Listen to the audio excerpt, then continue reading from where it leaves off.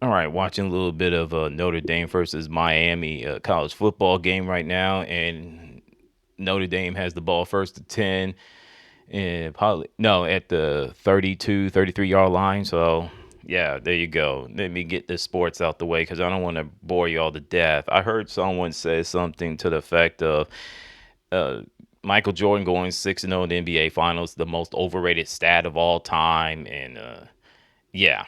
And I'm sitting there thinking to myself, if going 6-0 in the NBA final is the most overrated stat of all time, they're also saying that going three-peat, not once, but twice in the 1990s is overrated as well. I mean, people really need to lay off of LeBron James' family jewels, go outside, touch grass, get a life. I hate saying that, but people just say anything nowadays. Just because you have a podcast, don't mean you need to get on there and say some of the most outrageous, asinine takes ever. I mean, people will say anything for views, likes, attention, money, and clout nowadays. It's just downright disgusting. I guess that going to the NBA Finals 8 or 9 times, well, 8 or 9 straight times, and having those 6 losses is the gold standard, huh? Okay. Okay. Well, I'm telling you, people will say anything nowadays. Anyway, let me get off of that before I say something I'm not going to regret later. As far as Daniel Jones being the starting quarterback for the Indianapolis Colts over Anthony Richardson, it was to be expected. And you can tell that Anthony Richardson wasn't ready. You know what I mean? And I believe that there are people out there think that not only Daniel Jones is on the hot seat, it's the head coach and the GM for the Indianapolis Colts are on the hot seat because if they don't get it done, it's going to be house cleaning in the off season. So they better find a way to get to at least get to a playoff spot in the wild card. But otherwise, like I said, spring cleaning in the off season is coming. So now, as far as the NFC West and North, I picked the San Francisco 49ers to win that division, and it's going to be close over the LA Rams because I really don't trust Matthew Stafford due to the bulging disc in his back. It's going to linger on all season long for me. And as far as the who was it? The Arizona Cardinals and the Seattle Seahawks, they're going to be too busy fighting out for to stay out of the basement, you know. So as far as the North, that's a Royal Rumble slash battle royale type of event, man. You can pick any team that will win the division title. And a lot of people still going for Detroit Lions, but I feel that they lost a lot, including the coordinators, the offensive coordinator to Chicago, and the defensive coordinator to New York Jets. So I don't know, man. It's hard for me to sit there and look at them like, yeah, they still got it. Yeah, they're gonna win that division, and it's gonna be by landslide. It's gonna be interesting. I picked the Green Bay Packers in a close race, and I do see the Lions getting in as a wild card team.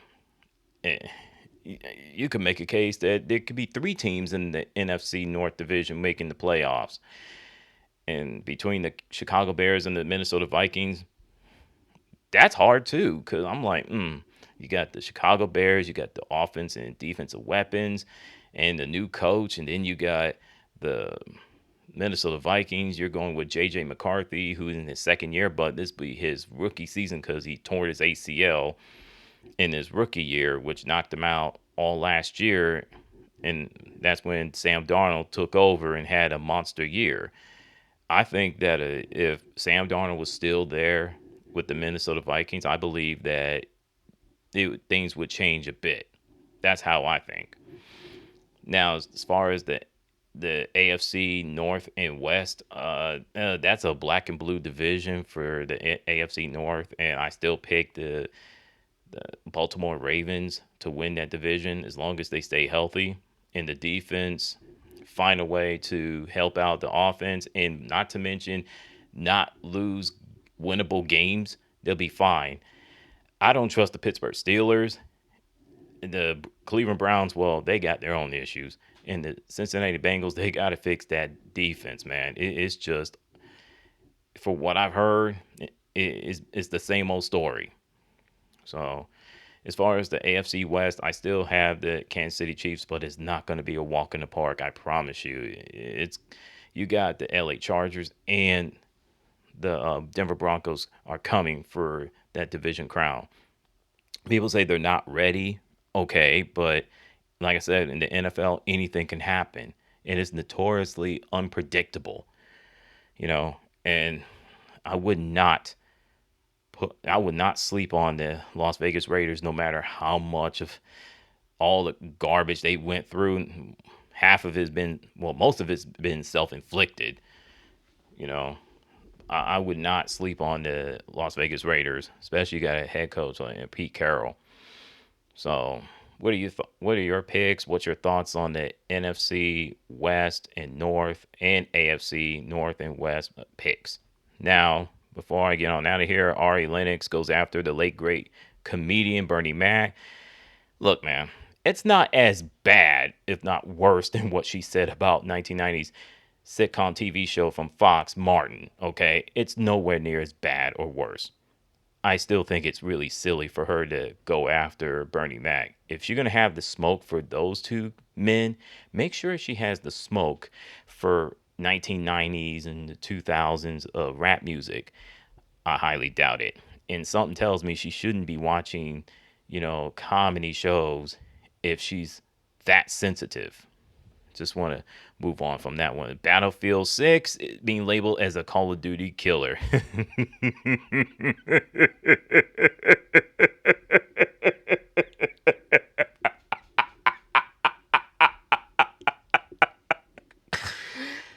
Oh boy, here we go. Here we freaking go with this label. Oh my goodness, I am so tired of people doing this crap. Oh, Battlefield 6 is gonna take down Call of Duty Black Ops 7, man. Call of Duty's not what it used to be. Let me get to Battlefield in a second. I watched the beta and I was fuming. I was PO'd for the fact that these players were not playing the objective. And the maps that they put out, it was nothing short of Call of Duty. It reeks Call of Duty to the point I'm like, DICE or Battlefield Studios, whoever that developing team name is, that's your idea? I mean, not one Battlefield map, not one that displays what Battlefield is all about, a full scale war. Come on, man, it is just crazy. It just, boy, I get it. They want to cater to the former Call of Duty players. I get it, but it's the wrong move, and I think it's going to come back to bite them. That's just me. I just think that Battlefield 6 will never, and I mean never, ever going to kill Call of Duty. It will never be labeled as a Call of Duty killer. You want to know why? There are a bunch of reasons. I can only give you two reasons. One, Activision will do that. And two, I'll go as far as say that the content creators, the live streamers, influencers, those groups of people in the Call of Duty community are killing the franchise. At one point, it used to be about the fans. It used to be about you and me and everybody else. Ever since what, the 2019, which is the last great Call of Duty, it's just been nothing short of a hit. It's been more of a miss than a hit, even though I think that Call of Duty Modern Warfare 2022 is the best Call of Duty in this decade, and no one can say anything about it.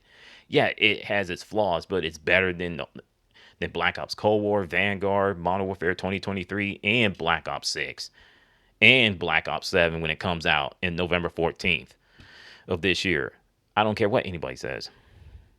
When you label Battlefield 6 as a Call of Duty killer, this is where it goes. The unrealistic expectations. You're putting something like that, and it's going to hurt that game in the long run. That'd be like hearing people saying that the Samsung Q9U or the Micahel PD400X are the Shure microphone killers, and we all know that's not happening.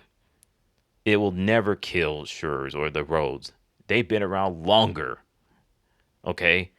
What Road has been around since the late 1950s, and Shure has been around since what 1925. So it's 100 years. Come on now, let stop playing. I just I get tired of these stupid labels. Let the product speak for itself. Cut the crap with the this product is a so and so killer due to the unrealistic expectations and the infighting and all this other stuff. And plus, enjoy the product.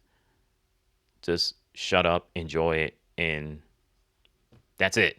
And without further ado, I'm throwing y'all a salute. I'm out. Go back to watching the college football game between Miami and Notre Dame. Peace.